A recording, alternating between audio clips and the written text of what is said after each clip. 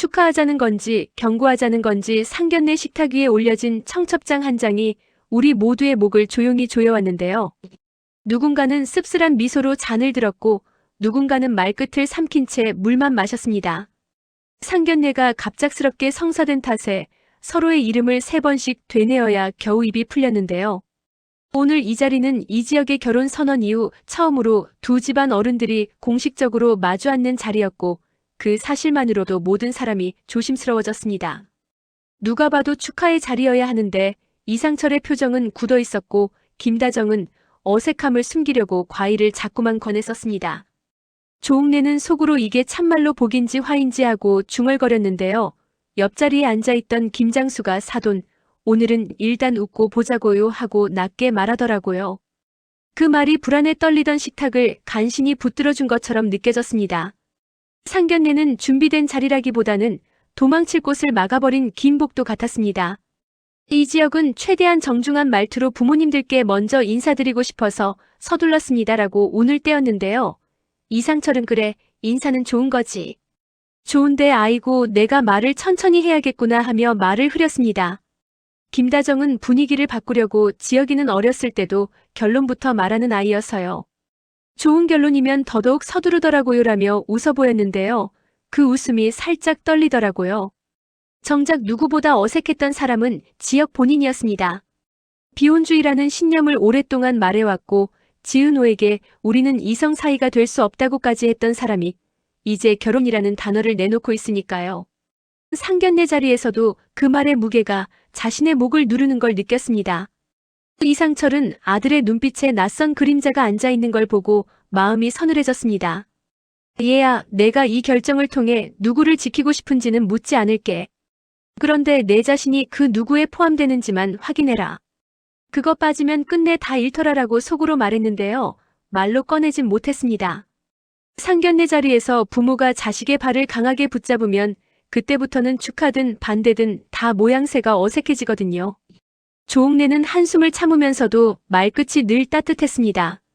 우리 지혁이 얼굴이 좋아졌네. 사람은 마음이 괴로우면 눈동자가 먼저 마르거든. 아직은 촉촉하네. 모두가 그 말에 한 번쯤 눈을 깜빡였는데요. 그 촉촉함이 기쁨인지 불안인지 누구도 쉽게 단정하진 못했습니다. 같은 시간 다른 공간에서 박성재는 또 다른 상견례를 혼자 치르고 있었는데요. 받아든 청첩장을 열고 이름이 같은 사람이 또 있을 수도 있다라고 자신을 속여봤지만 봉투 속 이지혁이라는 이름은 잔인할 만큼 또렷했습니다. 성재는 웃음이 났습니다. 자조의 웃음이었고 내가 이렇게까지 할 줄은 몰랐다는 씁쓸한 체념이었는데요. 마음 깊은 곳에는 여전히 어린 소년처럼 외치는 목소리가 있었습니다. 너 정말 친구 맞아? 내 앞에서 왜 이렇게 서둘렀어? 성재는 차갑게 마음을 추스르려 했습니다. 그에게는 감정보다 먼저 생각해야 할 것들이 많았거든요. 회사를 지켜야 하고 아버지 박진석의 시선도 의식해야 했습니다. 무엇보다 지은호를 향한 마음이 분노를 제어하는 마지막 끈이기도 했습니다. 내 화살이 지혁에게만 날아가야지 은호를 스치면 안 된다라는 생각, 그 생각 하나로 성재는 스스로를 조였습니다. 하지만 막상 지은호와 마주 앉으니 그 끈이 금방 풀렸습니다. 은호야, 청첩장 받았지? 성재가 눈빛으로 묻자 지은호는 조용히 고개를 끄덕였습니다. 받았는데요. 받았다고 해서 그걸 내 삶의 전부라고 생각하지 않으려고요. 말은 그렇게 했는데 지은호의 손끝이 테이블 아래에서 미세하게 떨리고 있었습니다. 성재는 그 떨림을 보지 못한 척하면서도 속으로는 그 떨림, 내가 못 지켜줬네 하고 자책했는데요. 동시에 지혁, 넌 왜 이 타이밍을 택했니라는 분노가 목덜미까지 차올랐습니다. 예고된 대로 고성희는 지은호에게 거액의 디자인 비용을 약속하며 프로젝트를 맡겼습니다. 카페와 갤러리를 묶는 복합 공간, 지역의 일상을 품고 외부의 시선을 붙잡을 수 있는 장소, 그리고 오픈 일정은 촉박했습니다. 가능한가요? 라는 고성희의 질문에 지은호는 가능합니다. 대신 작업 과정에서 최소한의 자유는 보장해주세요. 공간이 가진 숨을 잡으려면 시간이 조금 필요합니다라고 답했는데요. 고성희는 미소로 화답했습니다. 자유를 주는 대신 결과로 증명해주세요. 비용은 약속대로 드릴 겁니다. 단 그 미소엔 얇은 칼날이 하나 숨어 있었습니다. 오픈 당일 귀빈 초청이 있습니다. 포토월 구성과 동선의 무게를 축하와 선언 사이에 두고 싶군요. 지은호는 그 한 줄에서 무언가를 직감했습니다. 축하와 선언 사이, 그건 누군가의 결혼 소식과 기업 협업이 동시에 흐르는 자리였고, 그 사이에 지은호의 공간이 무대가 될 수도 방패가 될 수도 있다는 암시였거든요. 그래도 지은호는 이를 택했습니다. 일이 지금의 자신을 구해줄 끈이라고 믿었고, 끈은 잡았을 때 비로소 끈이 된다는 걸 알았거든요. 설계도면 위에 그는 숨쉬는 복도라는 말을 다시 적었습니다. 사람들이 서로를 보면서도 자신을 잃지 않게 하는 거리. 이 문장을 붙들고 하루를 버티기로 했습니다. 상견례의 대화는 겉으론 평온했습니다. 밥은 입에 맞으세요? 요즘 건강은 어떠세요?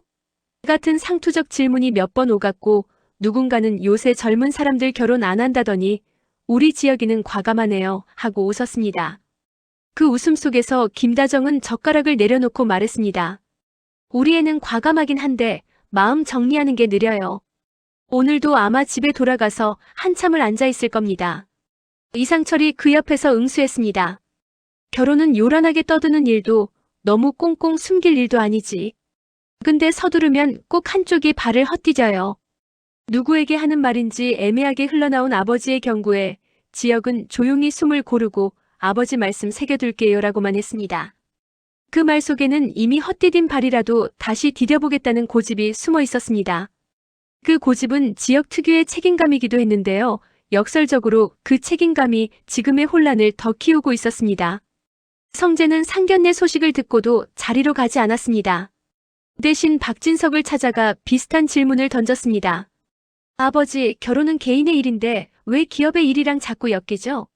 박진석은 특유의 호탕한 목소리로 세상사는 다 엮여 돌아간다고 말했는데요. 성재는 그 말이 싫었습니다. 저는 사람을 먼저 보고 싶습니다. 엮이지 않는 순간을 만들고 싶어요. 박진석은 미간을 좁히며 그래, 그럼 내가 판을 바꿔봐라. 다만 판을 바꾸는 놈은 처음엔 욕을 제일 많이 먹는다라고 덧붙였습니다. 성재는 욕을 먹어도 지은호를 보호하겠다고 마음먹었습니다. 나는 지역에게 화났지만 그 화살이 은호를 겨누진 않게 할 거야. 그 다짐이 성재의 오늘을 버티게 하더라고요. 지은호는 상견례 얘기를 건너 들었습니다. 마음이 다시 휘청했는데요. 그럼에도 그는 작업 테이블에 앉아 재료표와 조명 스펙을 덧붙였습니다. 손이 바쁘면 마음은 잠깐 조용해지더라고요. 그때 오수정이 조심스레 물었습니다. 은호야, 너 괜찮아? 지은호는 잠깐 웃어 보였습니다. 괜찮다고 말하면 그게 거짓말이잖아요. 근데 오늘은 거짓말도 필요하네요. 일단 버텨야 해서요. 오수정은 길게 안아주진 않았습니다. 대신 종이컵에 물을 가득 채워 건넸습니다. 물 마셔. 울음이 목에 걸리면 물이 제일 먼저 필요하더라. 두 사람은 그 물 한 컵으로 밤을 넘겼습니다. 고성이는 젊은 기업인 후원이라는 문구를 행사 안내에 넣었습니다. 이름은 밝히지 않았고 로고는 흐릿했습니다. 누가 봐도 호기심을 자극하는 장치였는데요. 동시에 누군가의 실명을 가려주는 방패이기도 했습니다. 이 방패가 이 지역을 위한 것인지 다른 누군가를 위한 것인지 박성재는 확인하고 싶어 했습니다. 그래서 그는 회사 내부 메모 중 결혼 뉴스 동시 노출이라는 문장을 다시 펼쳐보았습니다. 누구의 결혼과 누구의 이익이 연결되는가? 성재의 질문은 더 이상 질투가 아니었고 수사에 가까웠습니다. 한편 정보화는 프로포즈 보류를 선택했습니다. 필요한 약속이라는 말 뒤에 감춰진 건 지역만의 문제도 정보화만의 문제도 아니었습니다. 누군가의 방패가 되는 것과 누군가의 들러리가 되는 것은 종이 한 장 차이인데 그 종이 한 장이 청첩장일 때가 많더라고요. 정보화는 그 종이 한 장을 지금은 접어 넣어두는 쪽을 택했습니다. 밤이 깊자 정순이는 딸에게 전화를 걸었습니다. 밥은 먹었니? 오늘은 말고 내일 와라. 엄마가 든든하게 먹여줄게. 지은호는 엄마 나 괜찮아요. 근데 엄마 국물 생각났어요 라고 했습니다. 정순이는 전화를 끊고 한참을 주방에 서 있었습니다. 아이가 울지는 않는데 엄마 마음이 먼저 젖는 밤이 있더라고요. 다음 날 아침 정순이는 식당 문을 열자마자 칼국수 육수를 끓였습니다. 사람 마음은 맛이 있어야 하루를 버티더라면서요. 이상철은 아들에게 짧게 메시지를 남겼습니다. 도망쳐야 할 때 도망치는 것도 책임이다. 이 짧은 문장이 지역의 휴대폰 화면에 오래 떠 있었는데요. 지역은 그 문장 위로 손가락을 한 번 그었습니다. 아버지, 이번에는 버텨볼게요. 그 대답은 보내지 않았습니다. 보내지 않았지만 마음속에서 이미 전송되었더라고요. 며칠 후 오픈 리허설 2차 점검 날. 지은호가 벤치 앞에서 동선을 확인하는데 이지혁이 조심스럽게 다가왔습니다. 둘은 잠깐 눈을 맞췄고 먼저 입을 연 건 지은호였습니다.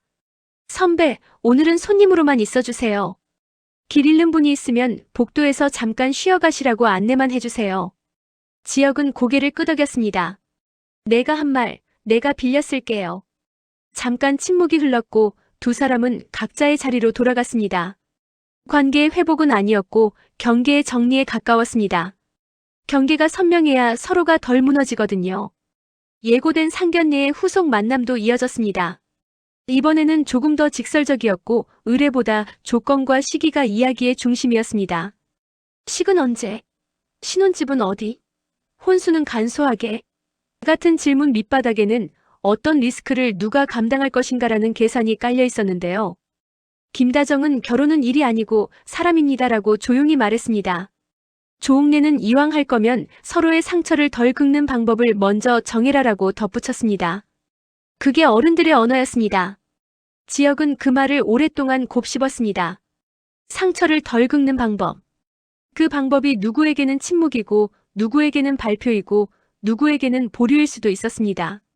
그는 잠깐 눈을 감았다 뜨면서 스스로에게 물었습니다. 그런데 내 마음은 어디에 서 있는가? 대답은 쉽지 않았습니다. 정보와의 제안은 감정의 문을 살짝 열어놓았고 지은호의 침착함은 그 문을 너무 빨리 닫지 않게 붙잡고 있었기 때문이었습니다. 드디어 두 사람의 대면이 피할 수 없이 찾아왔습니다. 지혁아. 박성재가 먼저 불렀습니다. 넌 왜 내 앞에서만 침묵하니? 우린 20년 지기야. 거기서 침묵은 배신처럼 보인다는 걸 몰라. 지혁은 고개를 들었습니다. 알아. 근데 지금 내가 말하면 내가 더 다칠까봐. 성재는 씁쓸하게 웃었습니다. 나 강해. 나 다치는 건 상관없어. 대신 제발 은호는 방패로 쓰지 마. 성재야, 나도 그건 원하지 않아. 그런 판을 바꿔. 내가 아니면 내가 바꿀게. 짧은 대화였지만 두 사람의 눈빛에는 오래된 우정의 흔적과 새로 박힌 결정이 동시에 반짝였습니다. 칼날은 벼려지되 함부로 베지는 않겠다는 합의가 아주 얇게 깔렸다고 해야 할까요? 한편 이지화는 박영나의 작업 공간을 함께 정리하며 작은 약속을 하나 더했습니다. 제가 오늘은 짐만 나를게요. 말은 꼭 해야 할 때 할게요. 박영나는 고개를 끄덕였습니다. 그게 더 어려운 약속이에요. 말 안 하고 옆에 있는 거. 두 사람의 대화는 낭만이 아니라 성숙에 가까웠습니다. 이지환의 마음속에서 오래된 배신감이 아주 조금 녹는 듯 했는데요. 그 녹은 자리로 어떤 온기가 흘러들어오는 게 느껴졌습니다. 지강호는 누나의 작업장을 도우면서 자기 삶의 템포를 아주 조금 바꿨습니다. 누나, 이 박스는 어디 둘까요? 저쪽 벽면. 내가 놓는 자리가 요즘엔 제일 안정해 보여요. 지강호는 그 말을 듣고 어깨를 펴봤습니다. 누군가가 자신을 쓸모있는 사람으로 불러주기 시작하면 삶의 톤이 바뀌더라고요. 아직 갈 길이 멀었지만 지강호는 나는 할 수 있다라는 문장을 배웠습니다. 집으로 돌아오는 길 김다정이 이상철에게 말했습니다. 여보, 우리가 아이들 앞에서 너무 오래 튼튼한 척했나 봐요. 가끔은 우리가 무섭다고 말해도 괜찮을 텐데. 이상철은 한숨을 길게 내쉬고 고개를 끄덕였습니다. 맞아. 근데 난 아직도 무서운 게 아니라 부끄럽더라. 회사에서의 마지막이 비겁했나 싶어서. 김다정은 남편의 손을 잡았습니다. 다음 전개는 어떻게 예상하시나요? 댓글로 참여해주셔서 같이 만들어가봐요.